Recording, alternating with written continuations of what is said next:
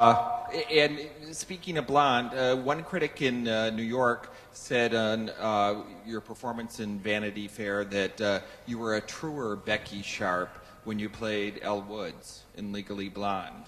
And I wondered what's your reaction to that? And several critics in the States also said they felt you were very, despite your good English accent, totally American in this part.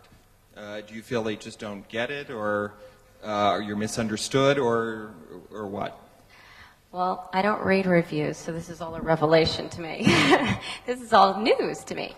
Well, you know, I think when Mira and I first discussed doing this movie, I had a prior experience of working on The Importance of Being Earnest, which is, you know, an Oscar Wilde piece, and I remember going into that movie being just scared out of my mind, so reverential of the material that I almost felt constricted by it.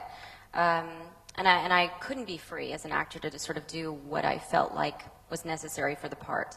So in going into this situation where Mira and I were talking about the film and what we ultimately wanted out of making Vanity Fair, we talked about how important it is, and I think it is, as respect to the artist, the original artist, who is Thackeray in this case, to not be so reverential that it constricts you, so that you can be interpretive, you can be contemporary. You have to understand the audience that you're playing for, which is a modern audience who needs to understand that these characters have concerns that they do.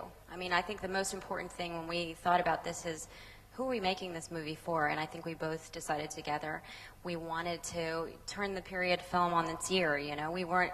Mira always said to me, you know, no bonnets. I don't want any bonnets in this movie.